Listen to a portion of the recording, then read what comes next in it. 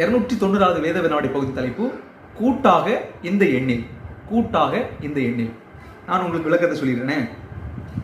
அதாவது ஒரு நம்பரை நான் சொல்வேன், சரிங்களா? அந்த நம்பர் சம்பந்தமாக தொடர்ச்சியாக வரக்கூடிய வார்த்தைகள் அப்படின்னா, எடுத்துக்காட்டுக்கு நான் 4 என்ற எண்ணை சொல்றேன்னு வச்சுங்களேன். 4 என்ற எண்ணை சொல்றேன்னு வச்சுங்களேன். நீங்க 4 வார்த்தைகள் கமாவா போட்டு தொடர்ச்சியாக வருகிற காரியங்களை நீங்க கண்டுபிடிக்கிறது ஒரே கோர்வையா இருக்கணும். இப்ப எடுத்துக்காட்டுக்கு மத்தேயு 15:30 நம்ம வாசிக்கலாம். அங்கே சொல்லப்பட்டுள்ளது சப்பானி, குருடர், ஊமையர், ஊனர் அப்படின்னு சொல்லப்பட்டிருக்கு. இந்த 4 வகையினரை பத்தி அங்க கோர்வையாக வருகிறது, சரிங்களா? அதுல ஆண்டவர் இயேசு கிறிஸ்துவிடத்தை சுகம் பெறுவதற்கு வந்தாங்க அப்படின்னு சொல்லப்பட்டுள்ளது.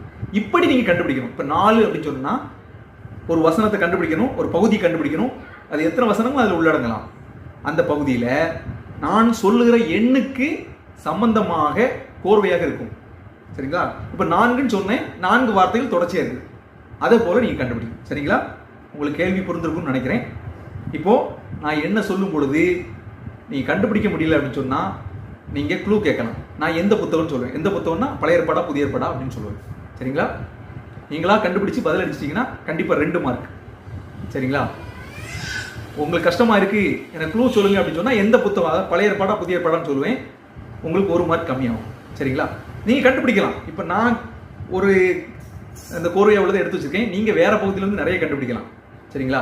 ஓகே, முதலாவது கேள்வி 8 என்ற எண்ணை வைத்து 8 வார்த்தைகள் அல்லது 8 விதமான காரியங்கள் தொடர்ச்சியா வரும். நீங்க அதை புரிஞ்சுக்கலாம், சரிங்களா? அப்படி கண்டுபிடிச்சு பாருங்க. கோர்வையாக எந்த தடங்கள்லாம் எப்படி கொடுக்கப்பட்டிருக்குது அப்படிங்கிறத கண்டுபிடிச்சு பாருங்க.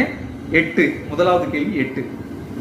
ஓகே, ரெண்டாவது கேள்வி 3.